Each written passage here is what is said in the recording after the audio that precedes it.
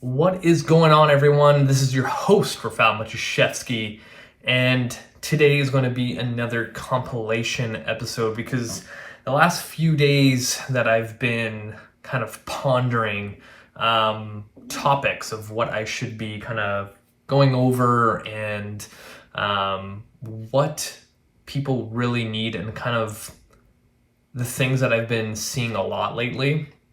And I don't know what it is. Anytime I get one person reaching out to me, wanting to work with me, it comes in like waves. So it's not just one person, it ends up being like 8. And the last 3 weeks have been nuts doing assessments, emails, programming, and really thinking about what these individuals need. And the biggest common theme that I've seen with all these new people is they're all so broken. And, they've kind of been through the ringer. They've gone through all these different practitioners like chiros, physios, massage, injection therapies, and all that kind of stuff. And, in my experience with the clinic side of things, when you've kind of gone down that route of treatment and things are not really working, I started thinking about just basic function of joints, like just the capacity of what your body can do. Because when that capacity is really small and your lifestyle tends to be very active and you like being in the garden, you like doing the hustle and bustle of dropping off the kids, picking up kids, doing housework, whatever it is, and then on top of that, going to the gym, your capacity is not where it needs to be. So you're asking your body to go beyond its capacity. That's like literally revving to red constantly on an empty tank of your car. You're not going to get anywhere far with that kind of, approach. So people get to a point where mentally they feel like they can do everything, but their body's not at that same point. And we kind of get into a kind of routine of thinking our bodies can keep up to what we want to do mentally, and then we kind of grow outside of our body and we are not connected to what we should be, meaning you have a disconnect with your body. And things as simple as being able to do a scapular retraction to a point where you can do circles in each direction without any kind of like, how do I do this, is a great example. Because anytime I start with somebody and I want them to like, okay, we're going to literally do the CARS routine, which is controlled articular rotations, and just move your joints the way they're designed. And there are some joints that have never moved that way, and your body's like, what the hell is this? I have no idea what you're asking me to do here. And no wonder people end up being in pain. It's like if your shoulder blade can't do what a shoulder blade does, then like everything in life that requires you to move your arm around is not going to function the way it should, and over time things are going to hurt because things are compensating for it. And this kind of led me down this rabbit hole of episodes that I put together on this compilation episode. We go over if you're injured, what your options are. We go over Kinstretch, which is like the basis of what I do with every single person, no matter what their goal is, because I will find a joint that's not functioning correctly, and that is literally the limiting factor to whatever goal you're aiming for, whether it's being able to tie your shoes without low back pain or you trying to deadlift 400 pounds, whatever it is. Like, I will find something in your functional range assessment that shows me why you're not getting to your goals. Thirdly, we go over overtraining. This is the second, and what's actually really funny is when I was putting these episodes together, the topic of overtraining was literally like a year ago today almost. And I just went through a bout of overtraining, and little things like, I started seeing progression, and, I'm just like everybody else. I started listening to my ego and started pushing myself and pushing myself. And my body's like, you know what? I'm going to stop you. And low back, like mid low back, seized up on me and was like, yeah, you're not doing anything. So I had to physically take time off. And only now I am recovered after a week of just mobility work, like kettlebell workouts and things like that. So I think this is a kind of a good reminder, even for myself, that I shouldn't be pushing myself to the limit. I should be taking breaks. And, if you're like me, sometimes adding weight over and over and over again is not the best thing. And I wouldn't be surprised that, my videos of me barbell hip thrusting, 330 pounds or even more. I can't remember what I did. It was probably the tipping point of me overtraining. And then at the end of all these episodes, I talk about success and what it looks like. And, success is different for everyone. But I'm not going to expand on all those topics because I'm going to go in depth on these. But I felt like all of these topics kind of are going to come together quite nicely. And this is the kind of the stuff that people don't really talk about because, how my show is not just like, here's a bunch of foods that you're not supposed to eat. Here are the foods that you are supposed to eat to lose weight. Here's the fat loss workouts. This is what you need to do. But that's like the smallest little thing about fitness and health. The bigger picture stuff is where true change happens. And it's usually the non-sexy things like joint function. But it's one of those things where people don't care about, or they just don't think it's a big enough deal. And every time someone finally comes to me because they know I'm a huge fan about proper movement and joint health and things like that, and I can show them and I can make them feel what they're not good at, and they finally click in like, oh, that's why I'm not progressing. But we'll let myself from a year or 2 years ago explain all that. But the other thing I wanted to bring up before we get into this episode is, if you have not subscribed to my YouTube channel, please do so now. So one, you get updated every time I post a new video like this.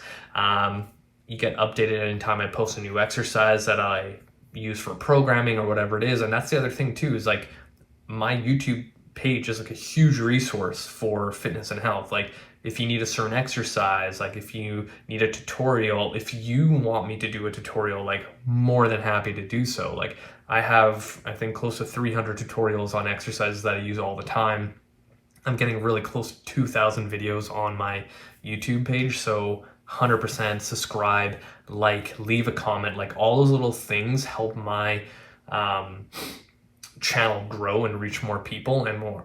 I think I'm like 2 people away from 400 subscribers. So please, maybe you will be the number 400 that takes me over that little hump, and I kind of get into the next bracket of the algorithm of YouTube. But thank you all for supporting me, reaching out to me, leaving comments, DMing me on Instagram. Like I love helping as many people as possible. So if you have a question, like, feel free to reach out. That's it for me. Let's get right into this episode. What's up, my podcast listeners? This is your host, Rafal Matuszewski, and I am pumped to be speaking with you today, or, if you guys are watching at home, so glad to have you see me in my dwelling. As you can tell, I am not in my workout space, so today's going to be more so of just a little chat, you and me just hanging back, and hopefully you're listening to this as you're driving into work and about to start your week. And for all those who literally listen to my podcast the moment I upload it, thank you, because it's so interesting to see, the moment I upload a new episode and an hour goes by and I go back and just refresh to see how many listens I get, and it's 44 people already listened to my episode. That's pretty fucking hardcore. You guys are so awesome, so thank you for that support. today what we're going to go into is the importance of joint health. But before we get into that, I'm going to make make the effort to kind of remind everyone that my new book, The Ironclad Body Training System, is taking shape quite a bit. I think I will be able to release it the first week of October, the way things are going. And, you know, if you haven't done so already, put your name down for my pre-sale list. So if you hit the show notes of this episode, I'll have like a Google form, and all you have to do is put your name and email down.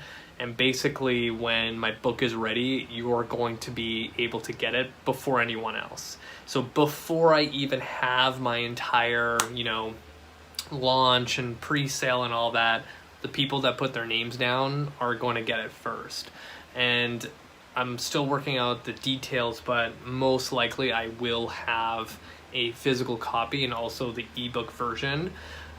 With the physical copy, we'll see how things go. It might be a little bit more expensive because obviously print, but you know, it is what it is, and it's going to be a thick book. It's going to be like a textbook, so get ready. And even as we speak right now, like, I'm editing videos, like tutorial videos for my book, and I think I have like 4 more tutorials, and I am like done filming, and I just have a couple more things I just need to like sprinkle in, and it's going to be done. So if you are one of those people who bought my first book, the second volume of this, like, think about that book, but like put it on steroids. Like, it's out of this world. It's going to be amazing.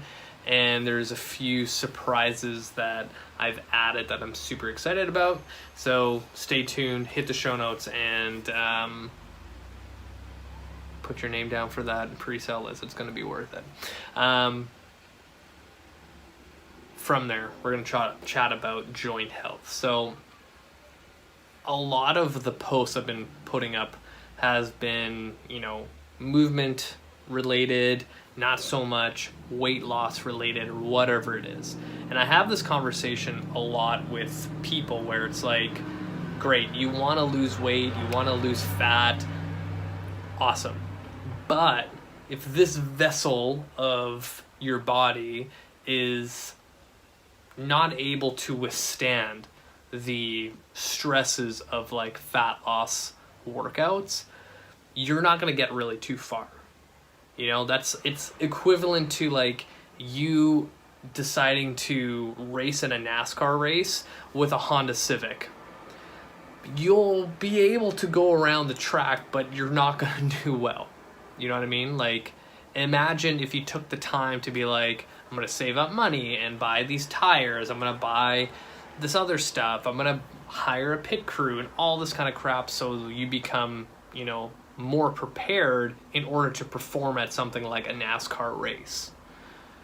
A lot of people, especially our general population people, where they get that motivation in the beginning to go, I want to start exercising, my friend's doing this class, I hired this trainer, there's this boot camp down the street, and you follow the program that they put out for everyone, and you start doing it, and you start noticing some aches and pains. I'm not saying that everyone's broken. What I'm saying is that most people, based on the environment that we live in, don't have the necessary requirements or prerequisites in order to do the exercises that I see or have seen in most fitness settings. That doesn't say that you have to stop exercise altogether because you're like, oh my god, my joints don't work. It's more so finding what exercises actually work for your joints. You know, like, I see in every program, like, online trainers do this all the time. It's like, woman wants to build a better looking backside, so then the program has barbell hip thrusts, barbell back squats, barbell deadlifts, awesome exercises, but maybe for that, you know, woman that is 37 years old that's trying to get back into it and wants to, you know, develop a strong backside, good looking glutes, hamstrings, you name it, may not be able to get the full benefit of that exercise.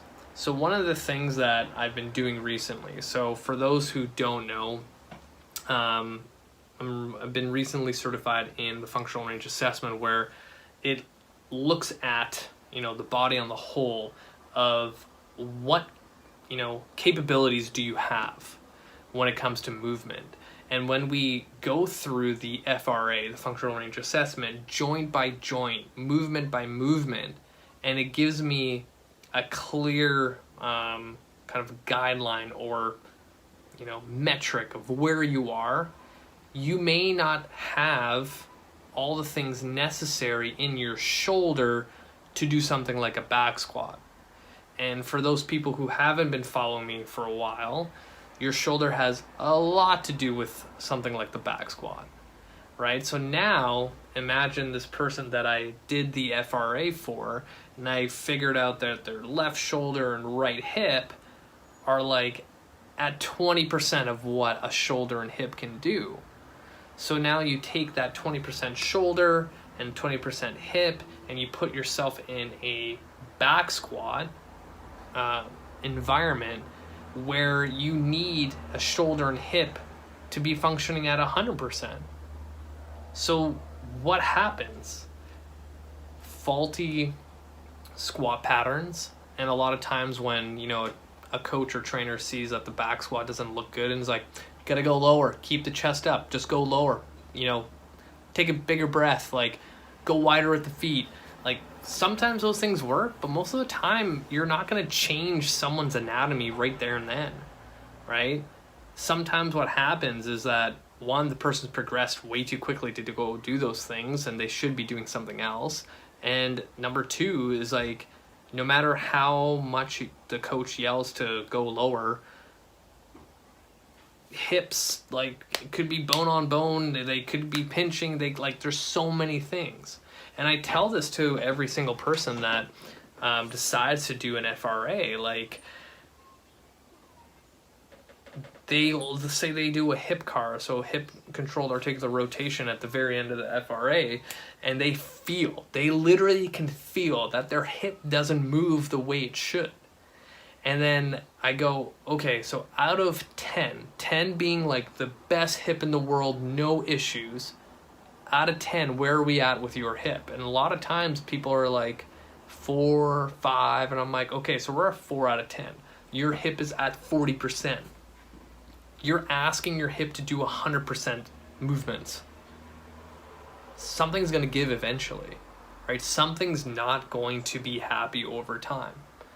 So rather than going square peg and round hole over and over and over again, and I always say this, so many, like, literally, I posted today in the morning a post I put out 2 years ago about, how your body, when it's like, say like perfect, this functioning at an optimal level, it's kind of like a blank canvas. And now you can start painting beautiful pictures on it. And when you finish painting, like you're going to have this beautiful portrait. But now imagine the canvas being your body, and you have that 40% hip, that 20% shoulder, and that canvas is like, there's holes and tears and stuff like that, and then you try to paint over top of it, and like, you can be like the freaking Van Gogh trying to paint over a terrible canvas. It's gonna look okay, but it's not gonna be like the best work. Like, no world-renowned artists could do their best work on that. And really how I look at that is kind of like the reflection of your movement quality, right? Like your blank canvas that has some holes and tears or whatever is trying to paint, a beautiful picture by doing a movement like a back squat, which would look amazing on a lovely blank canvas. It just doesn't happen, right?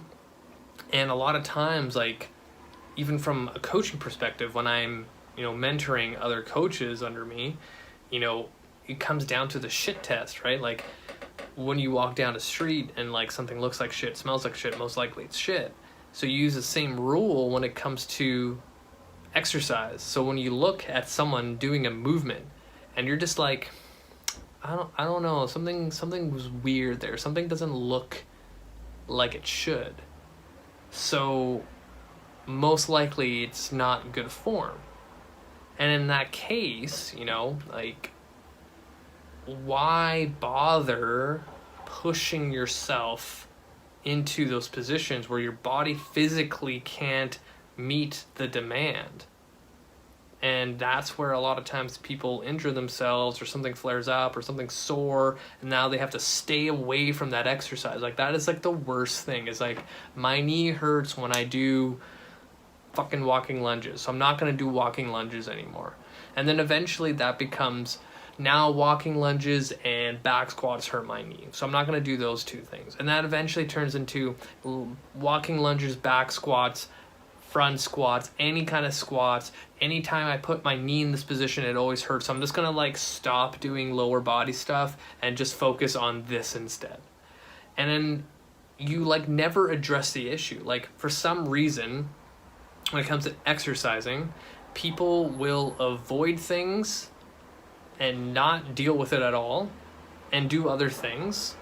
And then eventually those things become things that you can't do anymore. And then eventually you become a person where it's like, I can only do hip thrusts because everything else hurts. And like, it doesn't have to be that way, you know? And a lot of times too, like, people who have these issues will tell their trainer, if they have, you know, someone that they hired. And like, the worst thing that I see is this client of yours expressing that X hurts, or when I do this thing it hurts, blah blah blah blah, and they're like listening, and they're like, you know what, well, no, we won't do that, and we'll just do this. Whereas the conversation should be like, are you seeing a physio or chiro, massage? Like, let's book you in with somebody to address the root cause. And not like, you know what, we'll just never do back squats anymore. You know what, we'll never do walking lunges anymore. Because those issues are going to pop up, and is most likely due to that 40% hip or 20% shoulder. And if you don't do anything about those things, things are going to get worse. We all know is that as we age, joint health is like the number one thing that prevents us from doing the things we enjoy. So why wouldn't you want to place a priority on joint health? And that doesn't mean you're doing yoga. You know what I mean? Like, I've utilized yogis in my training, especially in Kinstretch, and they find it challenging.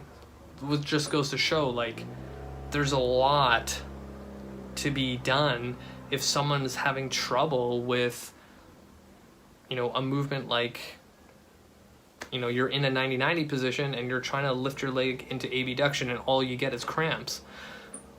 Like, that's kind of a big red flag, because if you do a lateral lunge, that lateral hip needs to be able to function without a weird, you know, motor pattern.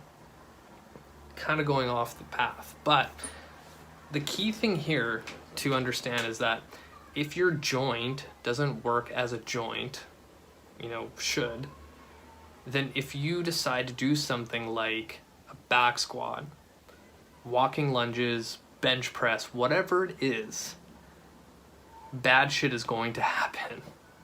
And I think now people are starting to understand that, you know, maybe I need to be able to move and feel better. And that's where I've kind of been seeing clients in the fitness industry kind of going towards, because they've kind of, you know, figured out that, and they've probably been through it so many times where they start exercising, something hurts, they go to physio, chiro, whatever, and they realize that, you know, my shoulder always does this thing when I do X, Y, and Z. So they're looking for other options. But here's the thing that I find super interesting is that, you know, every joint in your body, so like your neck, your shoulder, your knees, your ankles, your hips, the nerves that surround those joints, you know, they give you feedback, right? An example of this is like, say you tore your ACL. Like, right away, you fucking know you tore your ACL. There is an interesting thing when it comes to pain, where, say I like walk down the hall and like bump my forearm onto a table, like I'm like, oh, that like hurts. And essentially what happens when that, you know, external force hits my forearm to cause pain, that signal is sent to the spinal cord, it goes up to my brain, and the brain decides what to do. But for some interesting reason, when we tear a rotator cuff right into our shoulder, that pain signal does not go to our spinal cord first. It bypasses that and goes straight to the brain. And it's a quicker response. So now we have all these joints that are kind of placed in a hierarchy or like an organizational pattern of a system. And this is exactly what like the FRS company that has Kinstretch, FRC, FR release, and FRA talk about. Like this system, we're like the joke that Dr. Andrew Spina says, like we're just like the nervous system in meat, and the nervous system dictates what the meat can do. So if our joints that are directly related to our nervous system, right to the brain, then it would make sense that we should make sure that these joints are optimally, moving, grooving the way they should, because they have a huge influence on what the rest of our body can do. So if the joint doesn't have the health or integrity it needs to have, then what chance does the rest of your muscles have to perform something like the back squat? Probably very, very small. And when I put someone through the FRA and they can actively feel that their hips, their T-spine, their shoulders, their neck don't move the way they should, and it feels like a grind, it feels, like a challenge, like a lot of work, and people will say things like, holy crap, that felt like a workout. And I'm like, yeah, and you are going to this boot camp class or CrossFit or whatever it is, and you're constantly throwing your body into movement positions where you may not be ready for. Now, what I want people to understand is that you shouldn't just stop exercising. A lot of those movements can be scaled back and then find that variation where, you could do very, very well in. So I know that if I get somebody, I'm not going to fix your joints like that. Most of the time I don't have enough time to do something like that because tissue turnover takes a long, long time to, make it happen, right? Like if I had someone doing Kinstretch with me twice a week, in 6 months, that's where we could see a lot of change. But knowing that, I have to make the decision that the person also wants to lose weight and move and feel better, so I need to find exercises that can fill those holes, fill those gaps. And I always kind of rag on the back squat, bench press, deadlift, because those are the ones that you always see all the fucking time, right? So another thing I wanted to bring up is people doing hip thrusts, awesome exercise, but again, do you have the requirements to do that? Most likely not. Most people have low back pain. Most people have a desk job. Most people have tight hips. So you're telling me let's place a barbell with 95 pounds to 150 pounds to 200 pounds and now thrust your hips up into hip extension in order to activate your glutes. Do you really think a person that has shitty hip mobility, that sits all day, that has, minimal amount of movement already, has the capabilities in order to drive that weight up and activate their glutes at a maximal load? Probably not. Probably not. Is there other ways to develop those glutes to get to the hip thrust? Right? So a lot of times it's like you get that person that wants to have a better backside, you do the assessment and you're like, yeah, so every time you extend your hip, your low back goes. Every time you extend your hip, your hamstrings cramp. So why not learn how to do a glute bridge first? Let's get really good at glute bridges. So now I designed this program for a person where after 4 weeks, their glute bridge looks amazing. They're getting their glutes engaged. They feel it. they're moving better, they're feeling better, their low back's not hurting. It's like, okay, let's like progress it. Let's just do like a hip thrust with your shoulders on the bench, body weight. Let's keep going. Now you're doing that for 4 weeks, all good. Let's put a freaking sandbag on your hips. Let's go single leg. Let's now try the barbell, but not off a bench. Let's just do a barbell glute bridge. Like, those are the steps that people need to take, right? As a person that's exercising, if you're in a class setting and you see the program or whatever the coach decides for you to do, you should ask, like, is there an easier version? Because the answer is yes, there is always an easier version. Like, if someone wanted to back squat and they had zero business being there, let's maybe goblet squat, because usually that's the safer option. People can usually do a pretty decent goblet squat. And at what point do you like progress? Like, as you see that they are moving better and they can maintain a neutral spine and the knees track over to the toes and all that bullshit that people say that you should be doing when you squat, then it's like, let's just go heavier. You know, like, even for myself, like, I still goblet squat. Like, you know what's really challenging is if you decide to goblet squat with a 100-pound dumbbell. Like, that's fucking hard. I 100% would say that's a lot harder to do than a back squat with 135 with shitty form, right? Like, get more for what your workout is. A lot of us have not enough time in the week to fit in 3 hours a week of workouts. So if I'm going to do a barbell back squat with 135 that I can only do quarter squats because my body is not able to do that movement, and I'm just, you know, burning X amount of calories because I'm not getting enough muscle activation, compared to like I'm putting a 100-pound dumbbell in front here and I'm utilizing my entire core in order not to like drop forward, and then I'm squatting and I get a better depth, I have better muscle activation. Like, that's more bang for my buck. Like, why wouldn't I want to do that?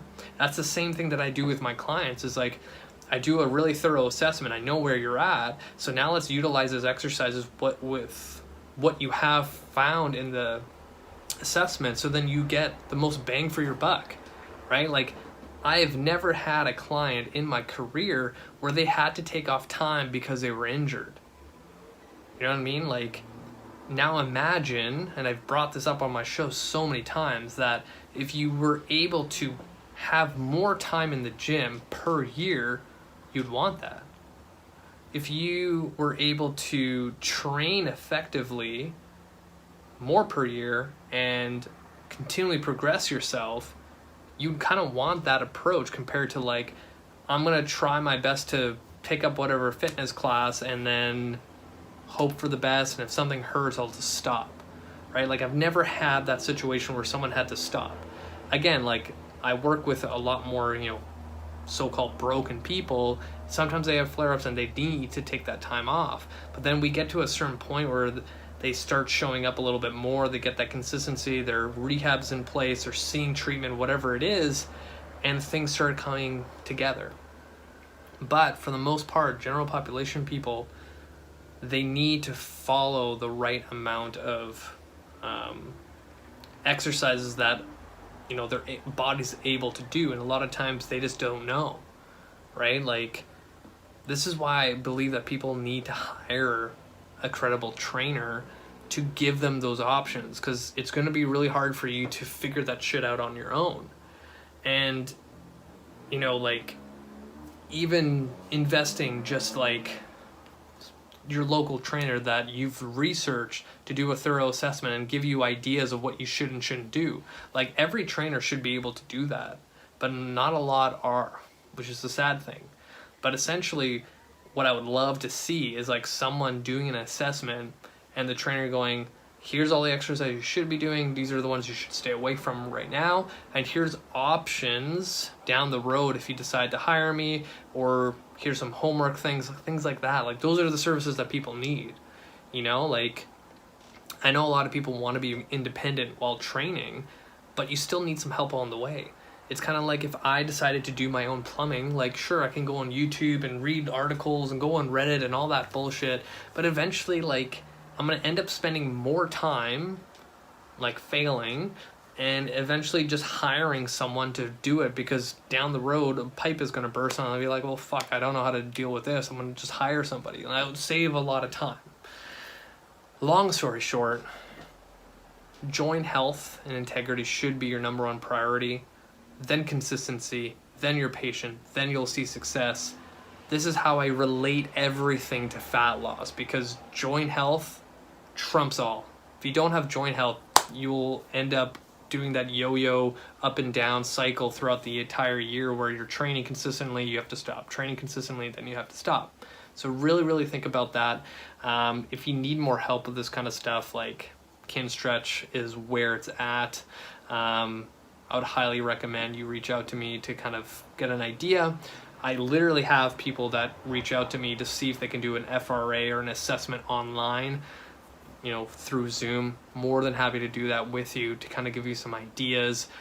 It's pretty interesting how people reach out for that, because now Zoom is like such a normal thing, and I want to help people move and feel better. So just think about it. Joint health overall, over everything. Seriously, if you don't have joint health, then you don't have movement. That's it for me, you guys. Thank you so much for listening. Thank you for the support. Hit the show notes. Add me on Facebook. Add me on Instagram. Subscribe to my YouTube channel, because I've been posting a lot of videos. So keep up to date. That's it for me, you guys. Until next time. What's up, my podcast listeners and all my viewers on YouTube? This is your host, Rafal Matuszewski, and I'm bringing back another amazing episode where I film it and put it on my YouTube page, as well as strip the audio, put it on my podcast. So for all those people listening, for this one, you don't really need to watch it, but if you want to see this beautiful mug, I highly recommend you hit the show notes and watch it. Before we get into the topic, because I always freaking forget, I'm going to do some shout outs for my top 3 most listened cities. So number 1, all the way in Texas, a city named Maypearl. So wanted to bring this up because within the last 24 hours, I've had over 900 people listen from the city of Maypearl. So shout out to everyone in Texas listening to my show. That's super cool. And then number 2, all the way in Australia, a city named Bowral. Hopefully I said that right. Probably butchering it. I'm terrible. I'm sorry. And then number 3, out in Ohio, the city of Columbus. Shout out to everyone in Ohio listening to my show. Super awesome. And the topic that we're going to get in today, kind of timely, because I recently got injured. I know. And it's never anything cool. Like, I think everyone who is listening to this or watching this, they understand that anytime they get injured, and because most of us don't play any kind of professional sport or even an amateur sport, it's never anything cool.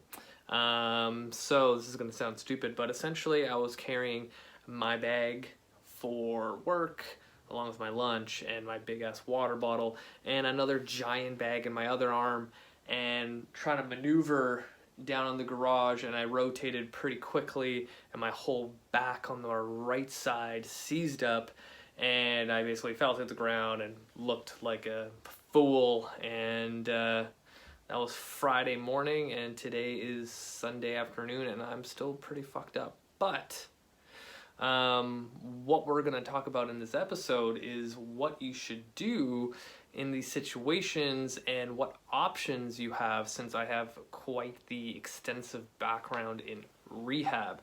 So maybe what I'll do in this episode is kind of showcase what I did personally, and what things you guys should do if you ever find yourself in a situation where you go to pick up, laundry off the floor and your whole fucking back gives out.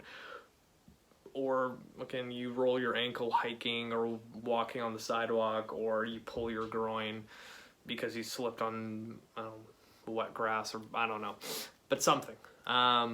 So to kind of begin, what we need to understand first is some terminology, and the biggest thing that we need to understand with something like an injury is what the hell is an injury, right? So in the realm of the rehab world, people will kind of argue or challenge each other on what the main definition of an injury is. And honestly, I think all and everyone would pretty much agree that an injury is when an external force goes into your tissue and it's more than what the tissue can withstand, and it exceeds the threshold, and then your body tells you to fuck right off, and now you either have a tear, you have a spasm, a pull, whatever it could be, right? So I think that is kind of the foundation and groundwork we need to start off with before we kind of get into the nitty gritty. So really simply, injury is external load going into the tissue. Tissue can't withstand it, and now it has a tear, it has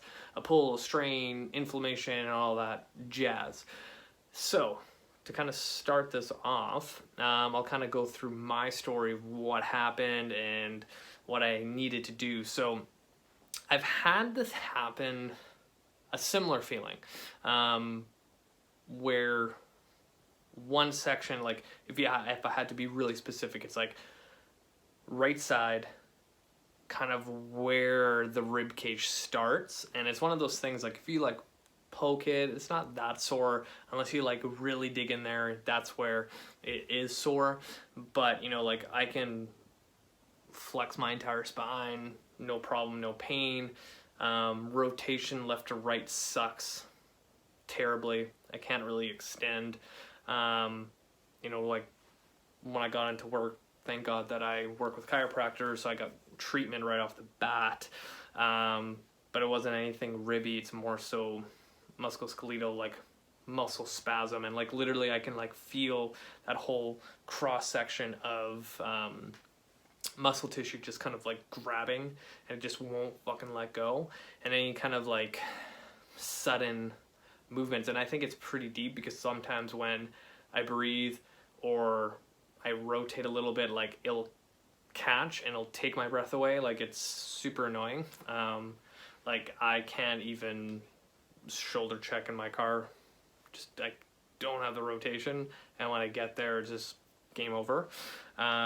So I had some treatment from a chiropractor, and usually this is like the biggest mistake I see a lot of people do, is they injure themselves, like a joint, a muscle, tendon, ligament, whatever it is, and they decide to go down the route of, I'm going to go to a medical doctor and get it checked out. And usually what a medical doctor will do is just refer out to a physio or whatever, or just tell you to not use the thing that you injured and take painkillers or Advil every 3 hours for the next 48 hours, and it should go away. And there's a lot of wrong in that, right? And I think a lot of people, they don't understand is like, you know, they'll say roll their ankle and they're like, oh, you know, it's going to be fine. Like in a couple days, I'm going to be able to put weight on it. And then by like next week, I'll be able to go start running again or whatever it is. And like, yeah, you can do the time thing. Like rest is definitely part of the rehab process, but honestly, it's kind of in that early acute stage where there's a lot of inflammation. It's like, yeah, there's no way you're going to be moving your ankle if you hurt your ankle. And the biggest mistake that people do is resting it too much, and then it becomes really stiff. Because what happens is like how we were talking earlier, when the load exceeds the amount of like the threshold that your tissue can handle, you know, your tissue breaks apart, and now during that inflammation stage, everything's trying to repair itself. And if you don't have proper inputs to all the at a cellular level to fix whatever you damaged, then you know the cells are just going to throw fucking fibroblasts everywhere to heal everything up, but not in an intentional way. It's not going to lay down the groundwork with a thought process behind it. And what happens is that tissue becomes like dumb tissue, and it gets like all crinkly and stiff, and now you're going to lose a lot of range of motion, and it's just going to get tighter and tighter and tighter and tighter if you never address it. So really, when it comes to an injury, like the first 48 hours, probably the first 72 hours are critical on regaining your strength and mobility where it was before. A lot of people just go down the path of like, I'm just going to rest it, let it do its thing, I'm going to take some painkillers, and like I'm good to go. but down the line it's going to show up again.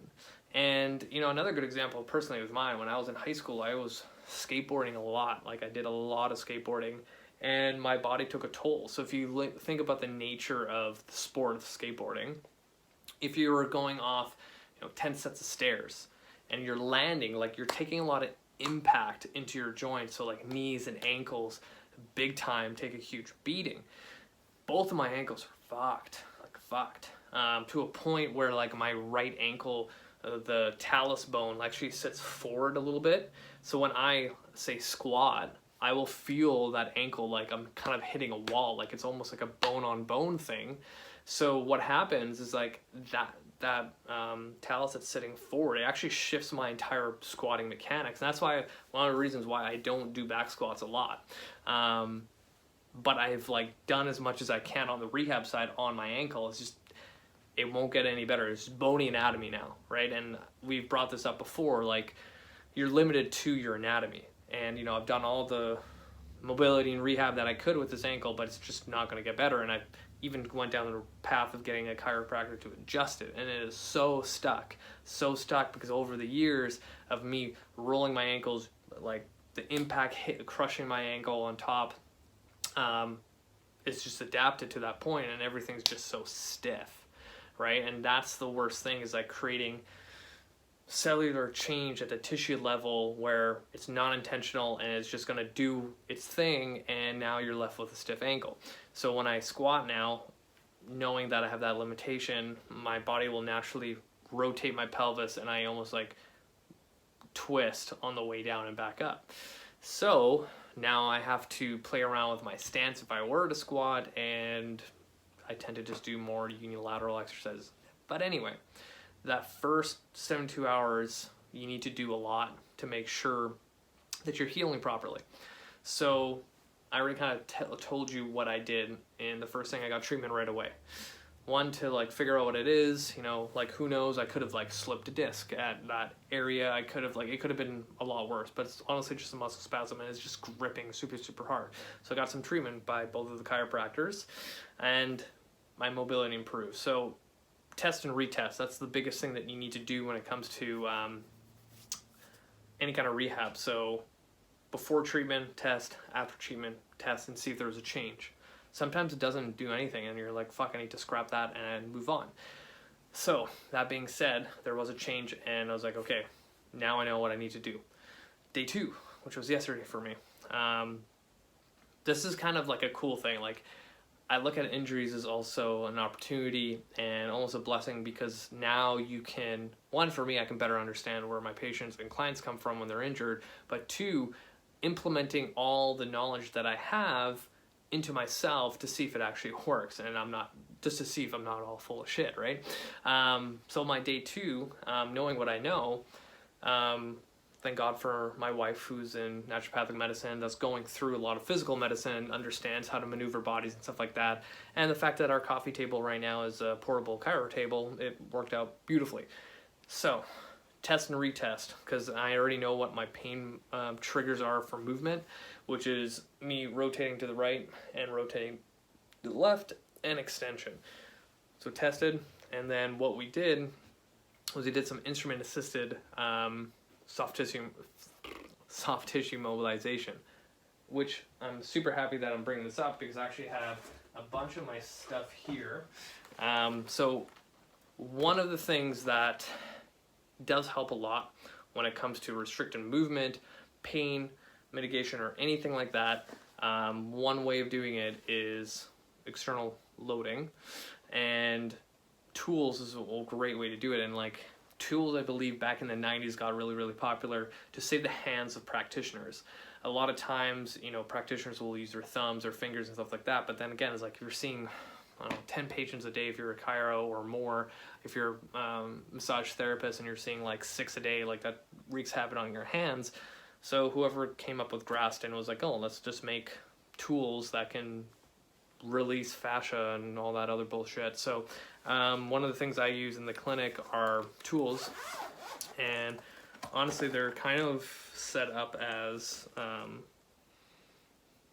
something like this. There's so many out there. Like I have this one that's kind of geared towards to mimic your thumb. And you have like different edges and things like that.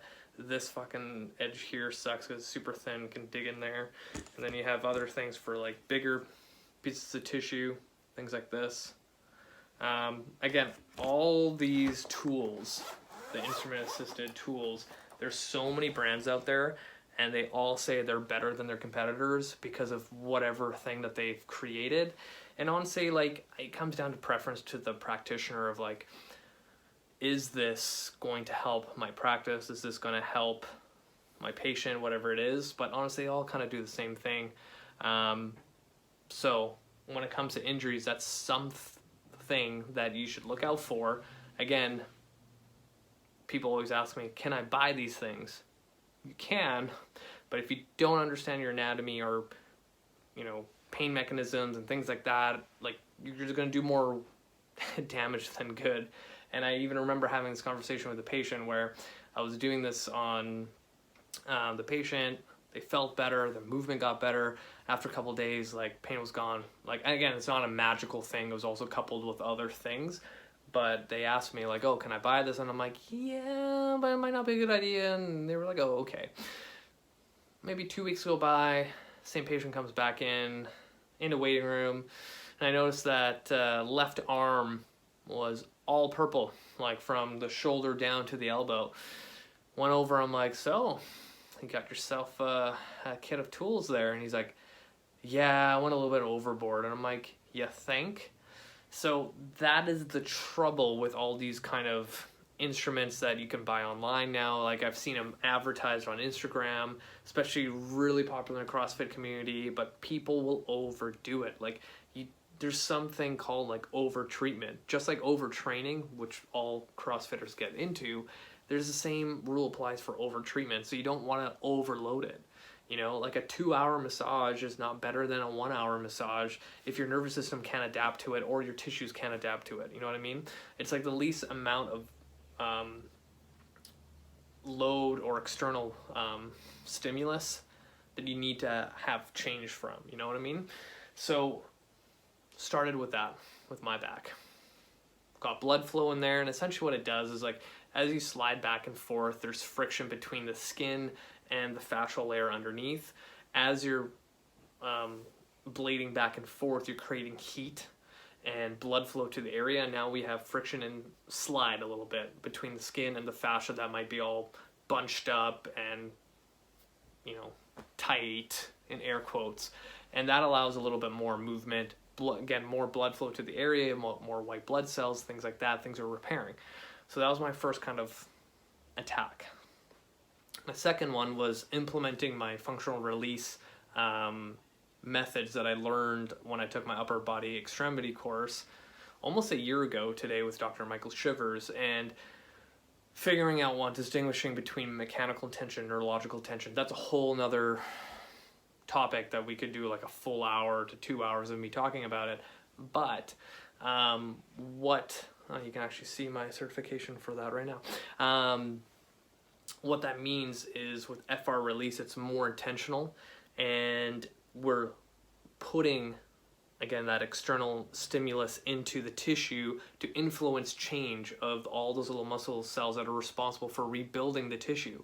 So I had my wife basically find those painful spots, dig her thumb in. Now, like, it's almost similar to ART, but that's a whole nother thing, which is another treatment modality that a lot of good physios and chiros use for pain, injury, whatever it is. So any kind of hands-on tissue manipulation is going to do wonders for a soft tissue injury like I'm having. So the FR release techniques, we started using that, adding more movement, and like a huge advocate of movement. That's the other thing, is like a lot of times when people get injured, they don't want to do anything.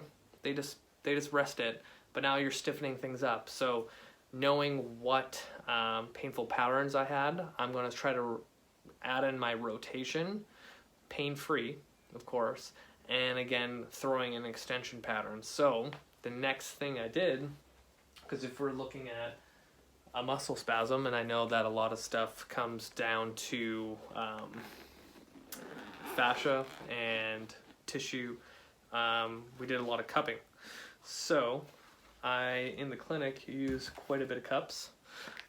These ones that I use right now are rock pods, so they're built for movement. They also come in different sizes.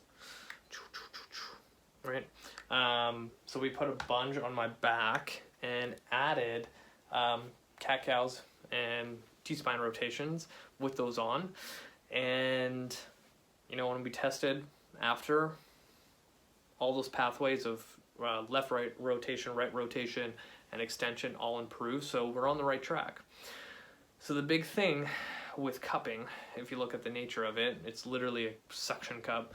And if you think about our fascial layers on top of each other, when we put a cup in it, literally lifts the skin. Now we have more movement because of less friction between the fascial layers. So now we're also adding blood flow to the area once again, just like the instrument assisted when we were blading. And again, with all the nerve endings that are very, very close to the spine, now I'm letting the nerves kind of settle down, because if I have an injury around close to the spine on a muscular level, then all the nerves that come out of the spinal cord off to the side, they're definitely being compressed and sending more pain signals and telling my brain not to let me rotate past a certain point, or I'm going to send pain signals. So having those nerves kind of settle down for a little bit are going to help tremendously. So when it comes to cupping, that is another way, an option for treatment. And a lot of people, they don't know what, you know, instrument assisted soft tissue mobilization is, or cupping, or anything like that. And when I always bring up a chiropractor, people just assume like, oh, you're just going to get your neck cracked and your whole body cracked and you're out of there. But a lot of chiropractors are very, very, very, very different. It all kind of depends on how they're building their business and their practice. So the ones that I work with are spending more time with patients, usually anywhere from 20 to 30 minutes, and it's very exercise and movement based. So when it comes to these kind of modalities, both chiropractors use them. It is more education to get under your belt, and some chiros don't choose to do it. Some physios don't even do it. So it really depends on finding the right person. But if you are looking for a more holistic approach to injury prevention and treatment, then these are the things that your practitioner should be doing or trying. And, you know, the people that go down the route of, oh, there's not a lot of good research in instrument assisted or cupping or whatever it is, but I think we all can agree that if I placed a cup on someone's back who's been dealing with back pain forever and has gone to physio and chiro and massage and this and that, and this one little baby cup that I put on their back, like literally just put these on and they're on their back and they feel better, and now they have more confidence, in their injury, and they start feeling better, and they're almost to a point where they can almost go back to normal. Am I going to say, you know what, I'm not going to continue cupping you because it's not supported that well in research, and you know what, we're just gonna move on? Like, that's kind of stupid. You know, like, there is something called the placebo effect, which is like can be up towards 70% effective, right? So it's one of those things, like, why not? Why not? Right? If the end goal is to make someone feel better, it doesn't matter what you do, right? Some people, even, like, you'll read stories that people have like back pain for years and they go see some guru out and whatever, and it's more of a spiritual healing process, and, you know, after a weekend the person's like, I don't have back pain anymore.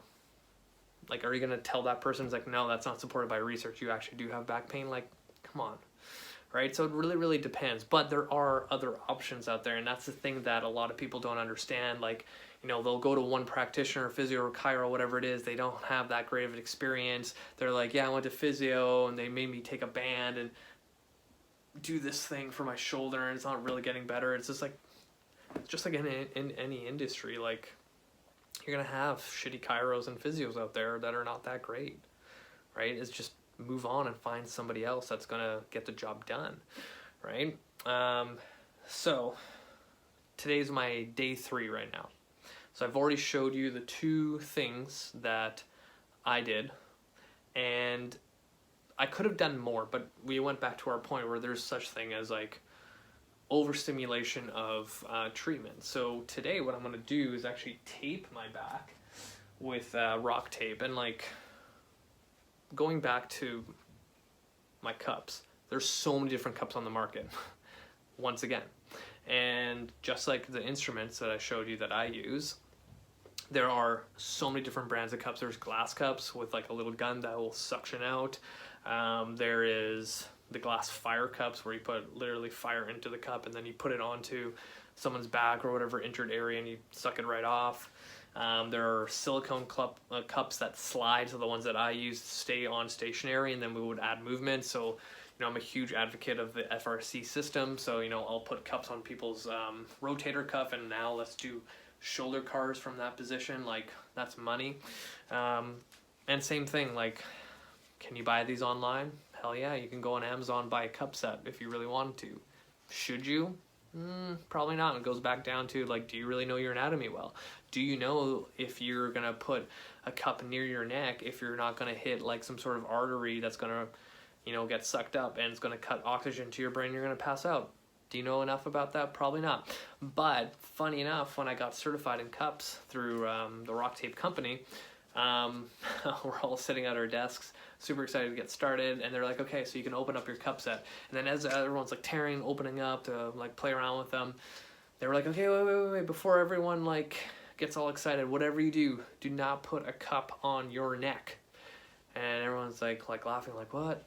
And the instructor said that their last course, right away someone put one like right on their neck, and then like within 5 minutes the person fell out of their desk and passed out because they prevented oxygen flow to the brain, and they literally made themselves pass out. So with cupping, literally you need to know your anatomy. But the other thing I wanted to mention, if you're dealing with nerve pain, cups are going to help a lot. And that's why I brought up my nerves in my back. Like, it will help a lot.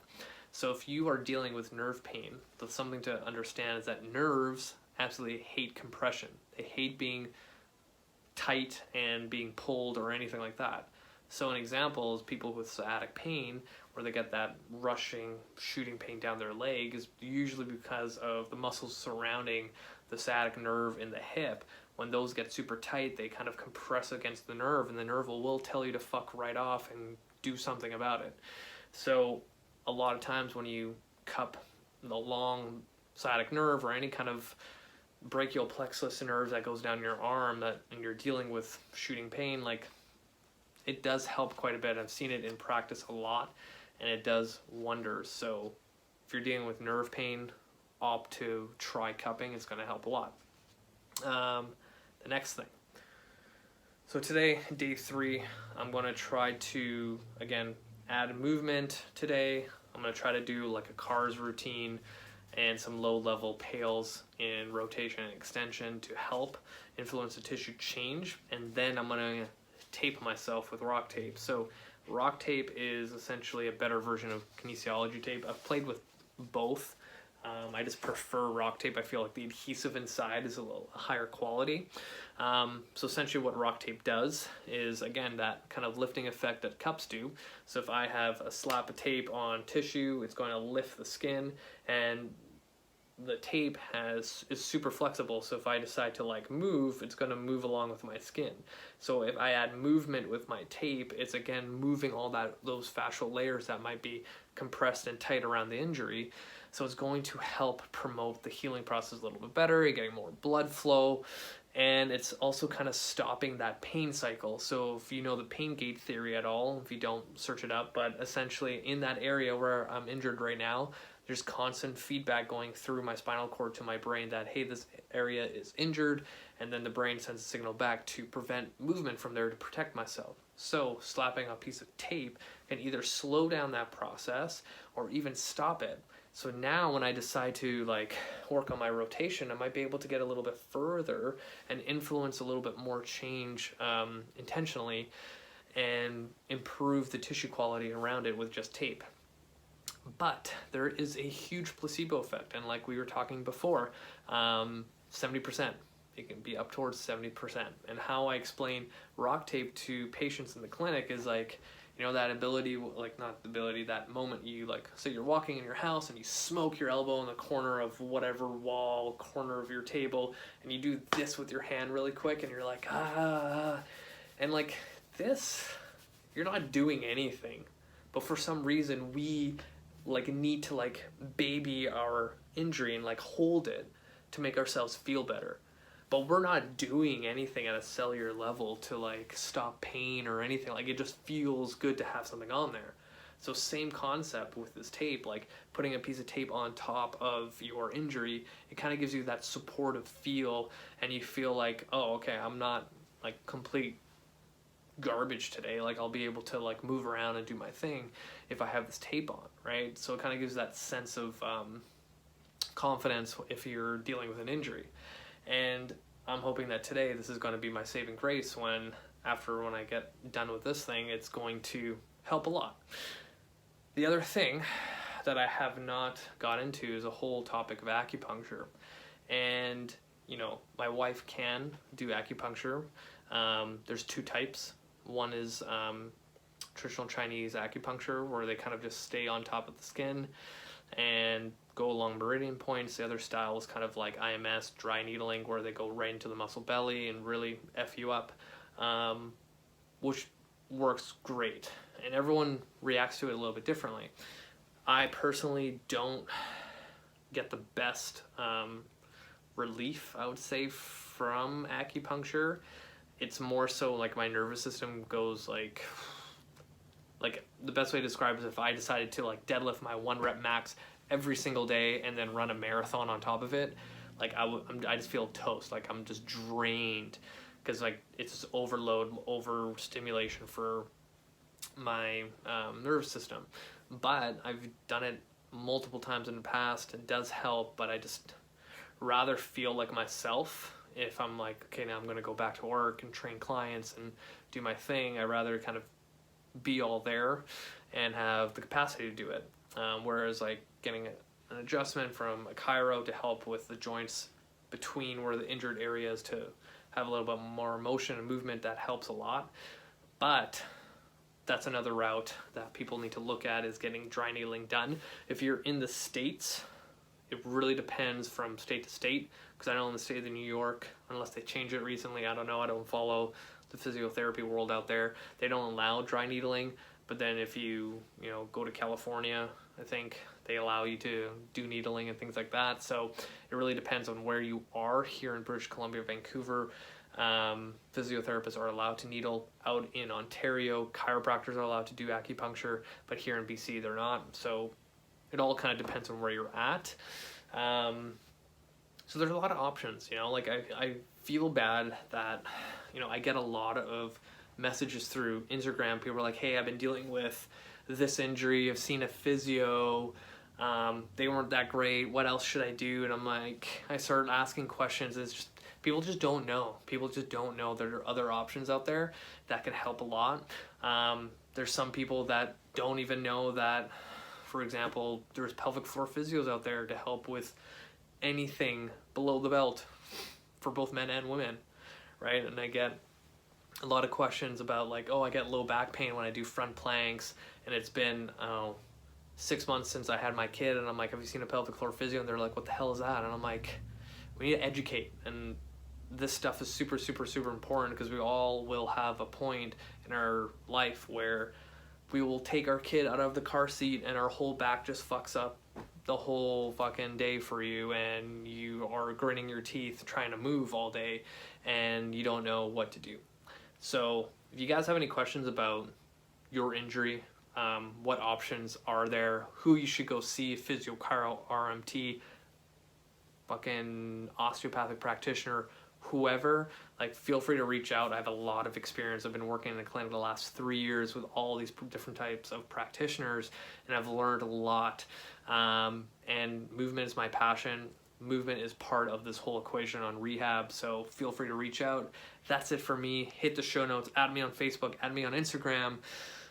All those watching, make sure you subscribe. You guys have been listening, and like, I think the last couple times I told you guys to subscribe, I'm getting a lot of you doing it because I post a lot. I have a lot of great content on there, and I want to thank everyone watching my YouTube stuff. Like, it's been crazy to see how fast it's been growing.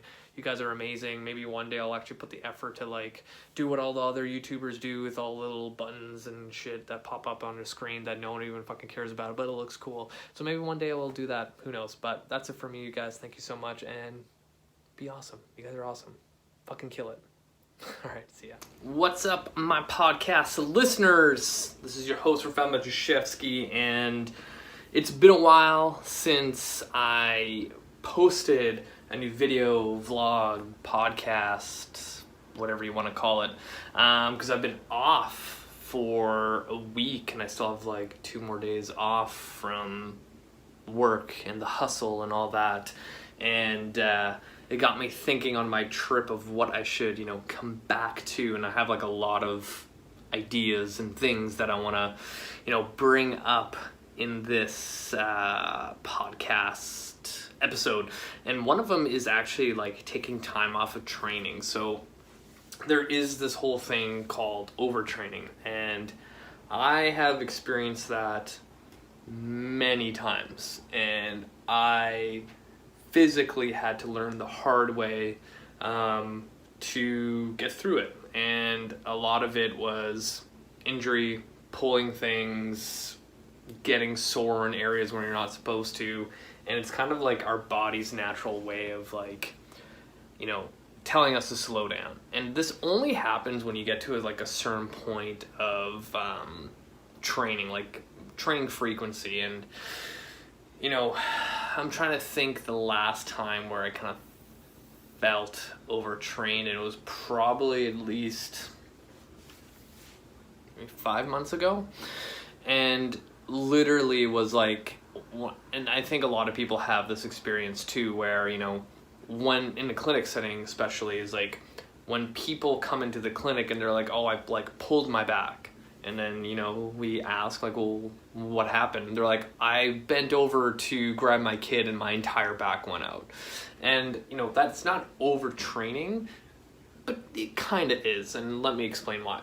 So the definition of overtraining is like, say you're training like 7 days a week, you haven't taken a break, every workout you're literally trying to like increase your weights, try to run a little bit further or faster, or go longer on your bike because it's summer and it's nice out, or whatever it is, and you're not actually giving your body enough time to actually recover.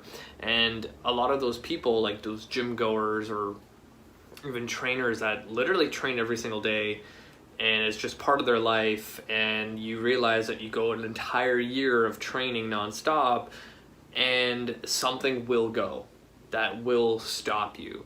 And for me, it's like I usually like pull something in my back, my shoulder starts hurting for random reasons, or I get really, really, really tired and feel like absolute shit. So now, and then on top of that, if someone is, training for long periods of time and they have a super stressful job, like double whammy, like you're not gonna last. So I would say this last 2 years, I've been paying attention to my volume personally, like very closely. And I've kind of found a sweet spot for at least myself. And this doesn't, mean that it works for everybody, but honestly, I used to do the whole, like, I'm gonna get 4 to 5 strength workouts a week that are like a full hour.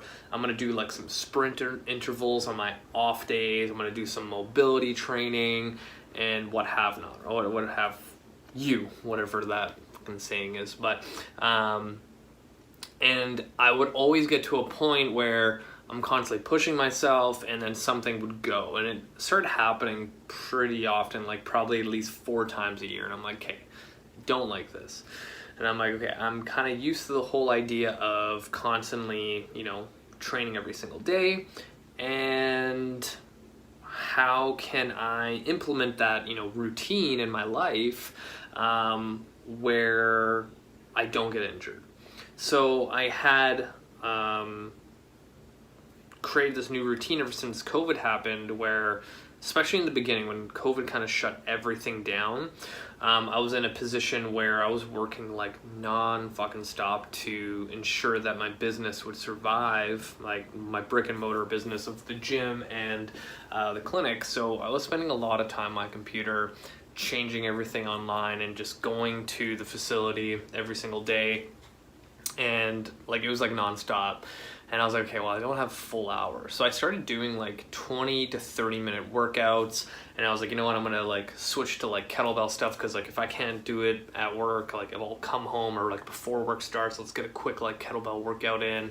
And sometimes like those kettlebell workouts, and honestly today, this is what I'm going to do, is like, okay, I'm pressed for time. I'm going to do a 10-minute warm up that includes my soft tissue, whatever it is. And I'm just going to do 100 swings. And whatever I need to do to get to 100 swings is what I'm going to do. So I'll like grab my 24 kilo kettlebell, do 10 swings, rest a little bit, 10 swings, rest a little bit, repeat that 10 times, boom, done. Right? And that worked really well for me. And I started doing that and I was like, you know what, I feel pretty good. Like, sometimes when you get those workouts in and you're like, okay, a full hour, I have to do all this stuff. And by the end of it, you're actually more tired than you were going in, and you're like, fuck. And then, things build up over time and you actually don't feel that great. And when I started doing these shorter workouts, I kind of found a rhythm to it. And I was like, okay, like I feel pretty good doing, 4 to 5 kettlebell workouts a week, doing my Kinstretch. That's like 40 to 45 minutes. And it was pretty good. And I was like, okay, well, now that I kind of have this as a habit and routine, I can do other things during the day that can, keep me active and things like that. And a thing I started doing is even during like the winter months, I really enjoyed like first thing in the morning taking my dog out for a walk without my phone and everything like that, just to kind of clear my head, get some ideas for projects, kind of like work out problems that I may be facing in my business, how I can, contribute differently in relationships or whatever it is, like a lot of good thoughts and ideas and problem solving, because this day and age we have like no time to be with our own thoughts and like think about stuff. And honestly, I think that's one of the biggest issues we face right now, is because we don't have time. Like, ask yourself, when was the last time you had like 1 minute where you're not looking at your phone, you don't have something playing in front of you, and you're not stimulated whatsoever, and you're just like in your head thinking about stuff? Like, probably hasn't happened in a very, very, very long time. So, yeah, so I ended up getting into a habit of like walking like 3 kilometers every single day with my dog. And I was like, oh, that's, pretty good. Like getting like a 30-minute walk with my dog every single day.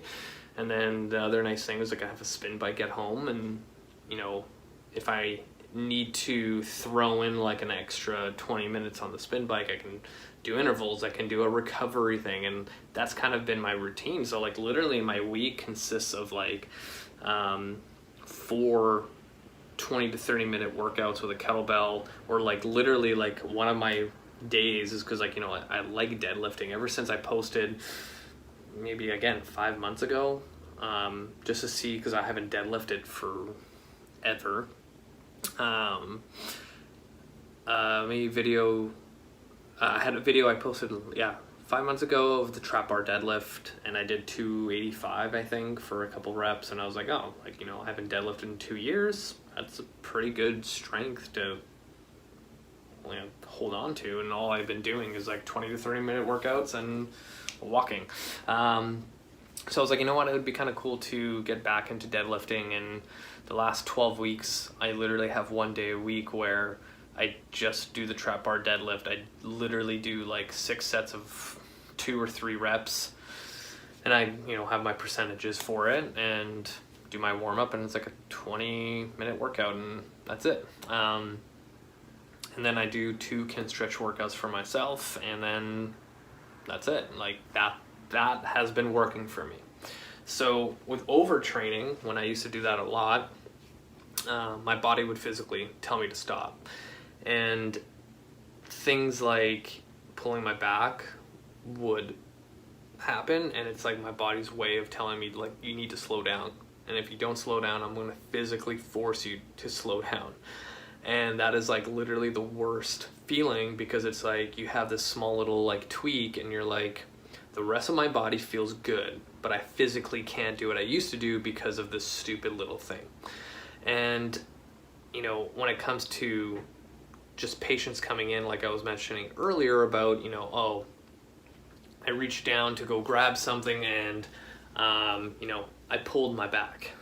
And, you know, it isn't a case kind of like overtraining, but it's just that the stress that their body's able to take is very low. That threshold's really, really, really low. So any repetitive motion bending over, that threshold's lower, so they go do that and their body gives out and they're like, F you. So kind of similar to overtraining, right? You reach your threshold of how much volume of training and stress you can take, and your body tells you to, like, well, I'm going to tell you to stop. So overtraining is something that, you know, I haven't spoke about in a long time, but it's there. So anytime there are signs of overtraining, which is like, if you find yourself getting like tired a lot more, like in the middle of the day, you're just like, I'm not usually tired at this time, or like, you know, you wake up and by 10 a.m. you're like, fuck, I could go to sleep right now. And like sometimes this has happened to me where, you know, I've pushed myself to the limit in the gym nonstop, high stress environment at work, whatever it is, and then, you know, you get home early one day and you're like, you know, I'm just gonna lie down, just chill, and then you end up just falling asleep out of nowhere, and you're like, wow, my body really needs this. And that's another thing. It's like, say on the weekend you have the rare opportunity to like just chill and do nothing, and you find yourself falling asleep in the middle of the day, and you're like, I need this. My body's just tired. You can also see a change in hunger. So when I get to the verge of overtraining, I'm hungry all the fucking time. I'm like, okay, I need to slow down. My body is not happy with this. And then even like in your workouts, your strength declines, right? So one of the reasons why I added my trap bar deadlift is like, you know, say I'm doing 70% of my max. I've always done 6 sets of fucking 4 reps, whatever it is. And, you know, I start, you know, my first set, I'm like, oh man, this feels really heavy, where, you know, 2 weeks ago, this was nothing.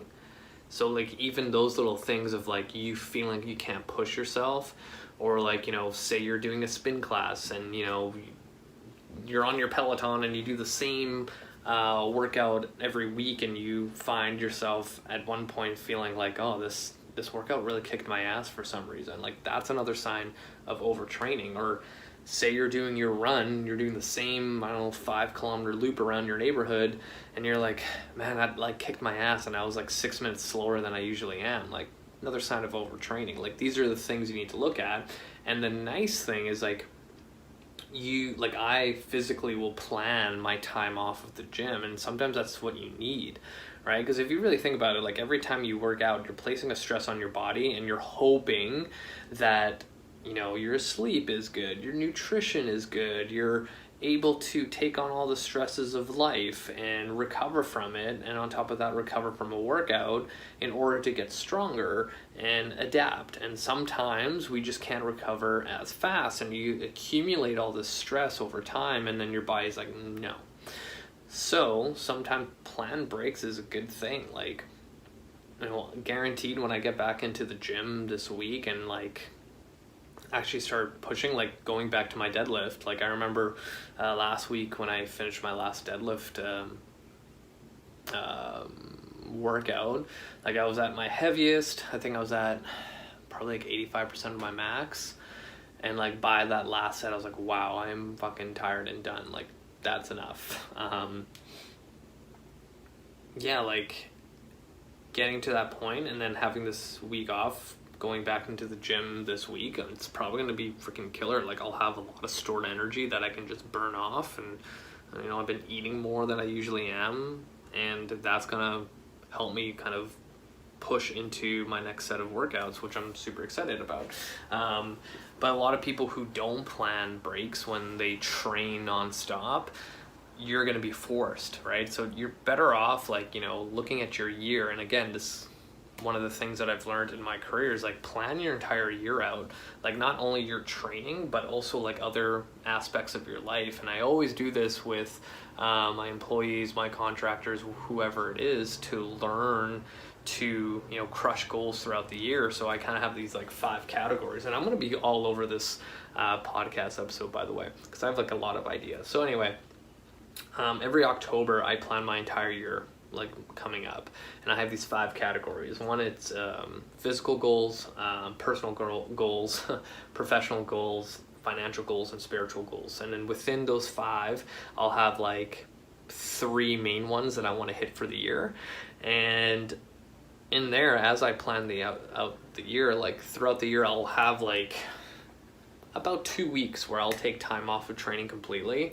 And like that can be as like, okay, my only activity and exercise is like walking the dog, foam rolling, doing like my daily cars in the morning, whatever it is, and that's all I need. And then when I go back to the gym and I'm like lifting heavy weights, boom, amazing. And again, like people getting worried about like, oh, I'm gonna lose all my gains, I'm gonna like gain a lot of weight and everything. It's like, it's 1 week out of the entire year of you being consistent. Like at no time ever on the history of this planet, someone exercising for a week made them leaner and made them lose a bunch of weight. Like that never happens. So it won't happen in the reverse, where if you don't train for a week and you're consistent all year round, you're not going to gain like 10 pounds and you're not going to lose all your strength. Like that's physically impossible. If you did that for a month, yeah, hell yeah, you're going to lose quite a bit of strength and gain weight if you're inactive. But a week is not going to do any damage. So that being said, like something to think about when it comes to your training, like plan breaks. And if you're planning an entire year, like, if you know that in the summer you're going to go away for camping or whatever it is, or you're going to go visit a city, and, now that travel's going to be coming back, like, you can plan those things, right? Like for me, the next like time off of training is going to be when I go to Disneyland in November.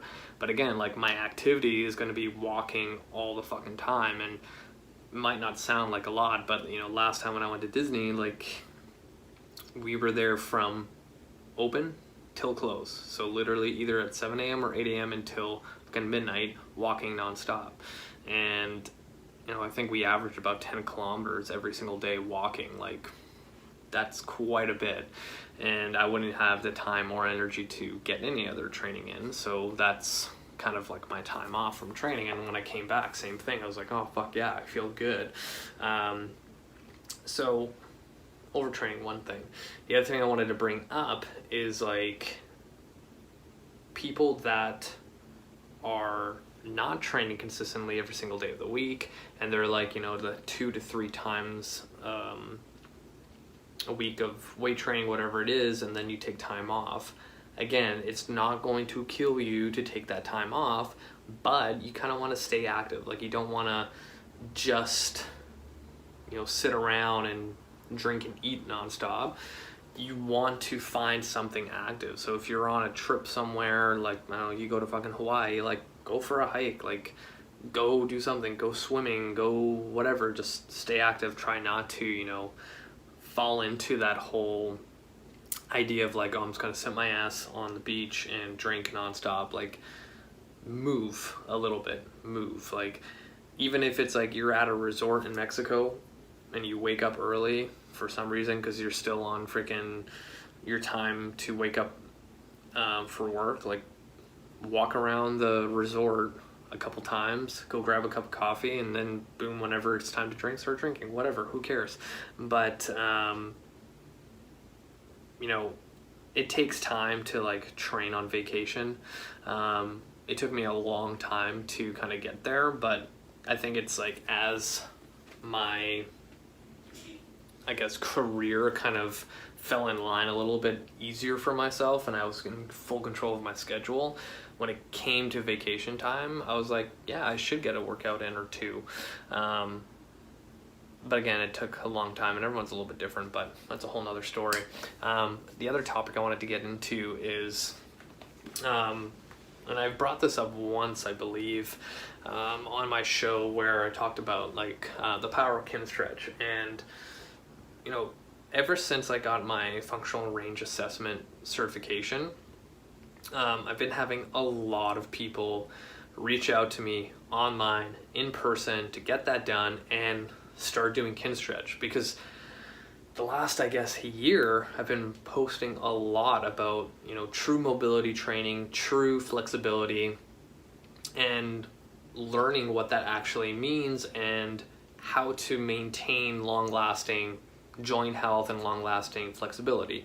And I think it was back in October when I did my first like what is Kinstretch video, and maybe I'll link that in the show notes if you wanted to watch it.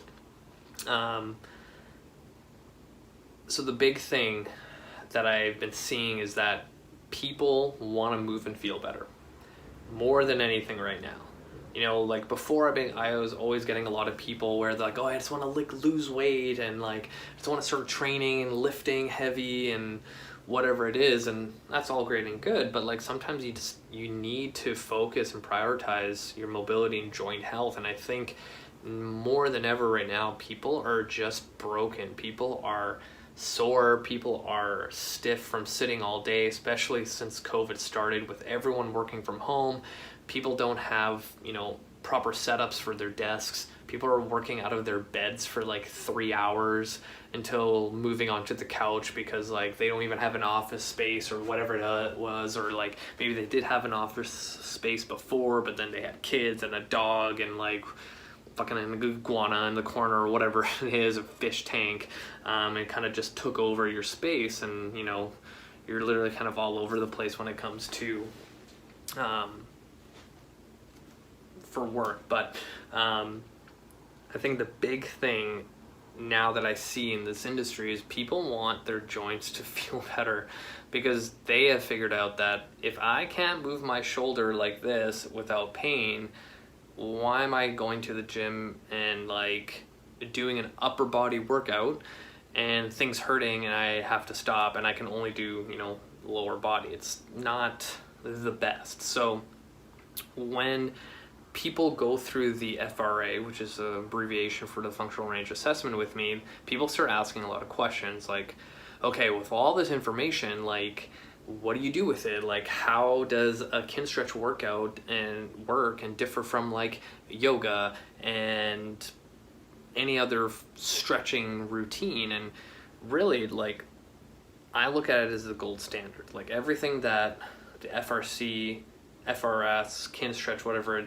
certification you want to bring up within that company, the creator, Dr. Andrew Spina, has literally went through all the literature and research on rehab, joint health, recovery, post-op, whatever it is, and organized it into a system better than anyone else.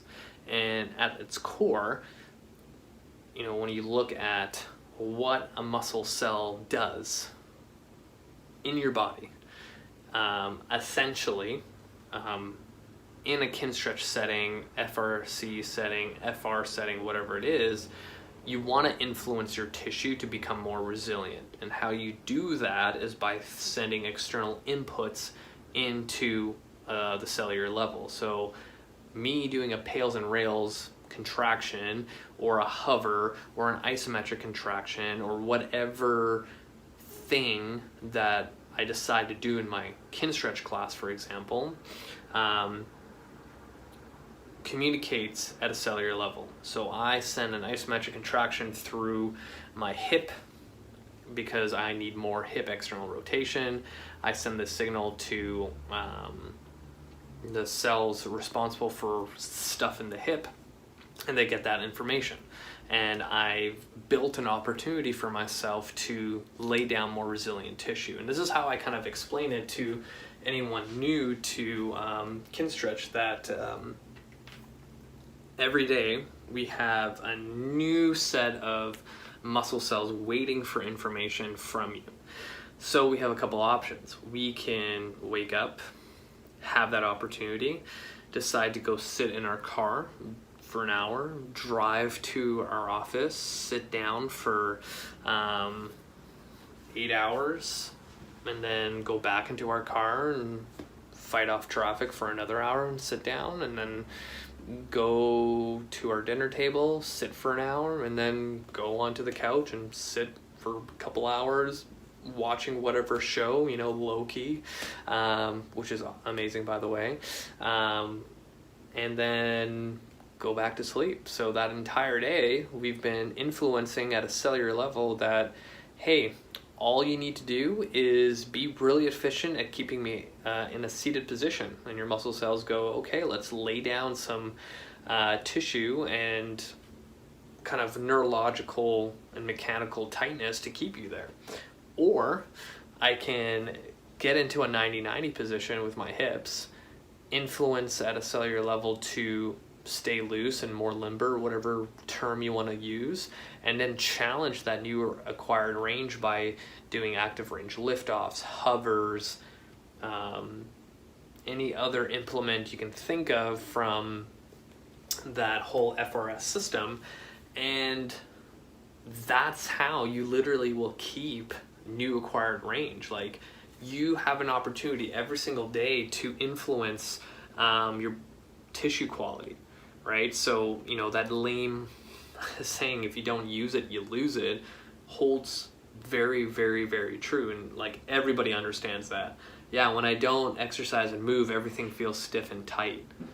It's like, yeah, like when I go to a conference for 3 days and I sit in a conference hall and then go on an airplane and come back home, like, holy fuck, my hips and low back are super tight, and I like just need to foam roll for like 2 hours or get a massage. Like, yeah, that makes sense, right? So rather than doing that, I can do Kinstretch for 45 minutes, and that's 45 minutes of influence at a very high rate, where I can, you know, gain more mobility and keep it.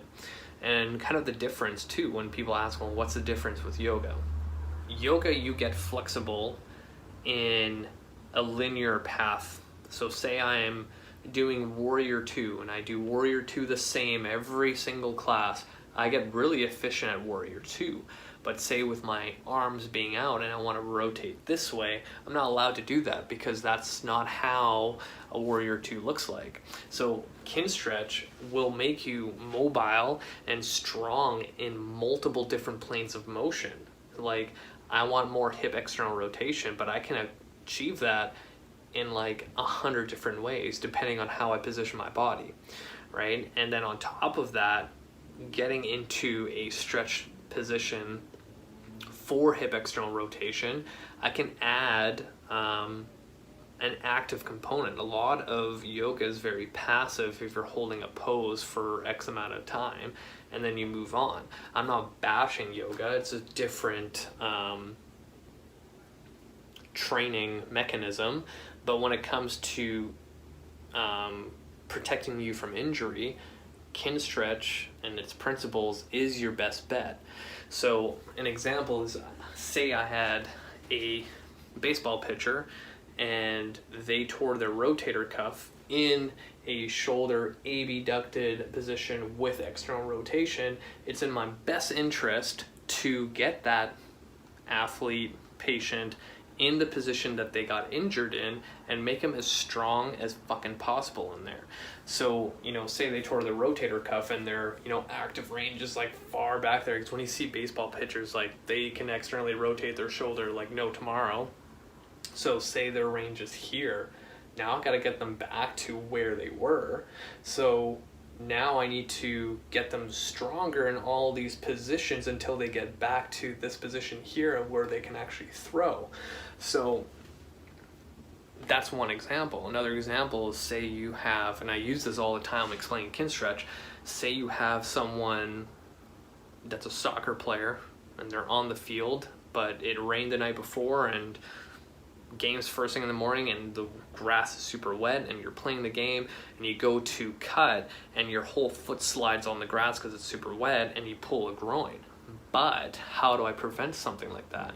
Say I get someone into a split-like position laterally, because that's how they pull their groin, as far as possible, and train them in that position with pails and rails, active range liftoffs, hovers, whatever it is. So now when the next time they go into that environment where they slide onto the grass, but I've put them in that position before and I've trained in those ranges, most likely they're not going to pull anything. They might get like a little twinge, but they're going to be like, oh, I'm good to go, right? So essentially what we're doing is creating more of a threshold in your tissues at their end ranges, because that's where an injury happens, right? Like, you don't ever injure your neck doing this.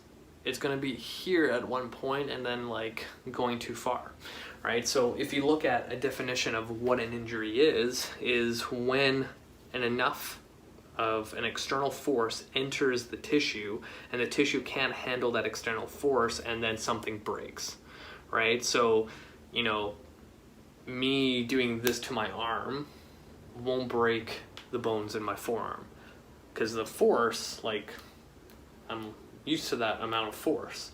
But say you drop a fucking boulder on my thing, like, maybe it won't break, but it might fracture it or, puncture my skin, whatever it is, right? But same thing, like if I wanted to, say if I was a NFL lineman or D-end, and one of the things that can happen on the outside of the play is like grabbing another player to bring him down, and the motion is this. So like from an FRS perspective, I should take this football player in a position where they would get into this, and if they have a freaking running back going this way and I don't want my entire arm to like explode off, I could literally get into a wall or like put a ball against a pillar and hold and isometrically contract in all these different positions as hard as possible to ensure that when that load happens, that force as I'm coming through,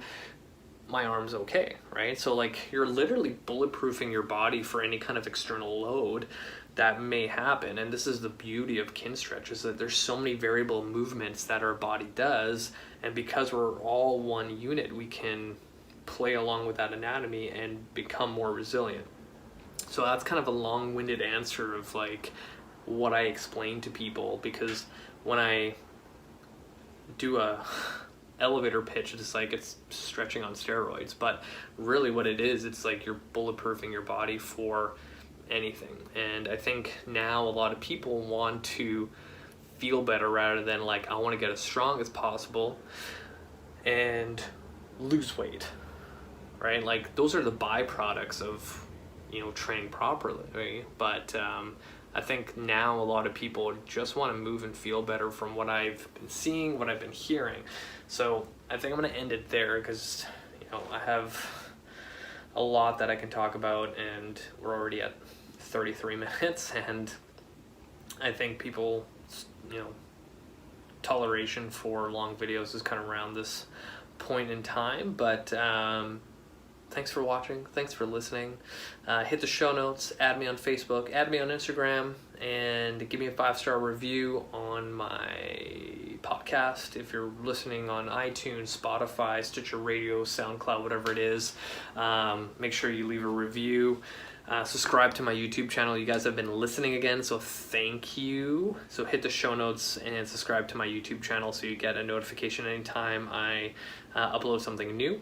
And thank you so much, you guys. This is amazing that this podcast has been going on this long. I think I'm coming up to my 5-year anniversary for this podcast, which is super cool. You guys are amazing. Thank you for the support. Until next time.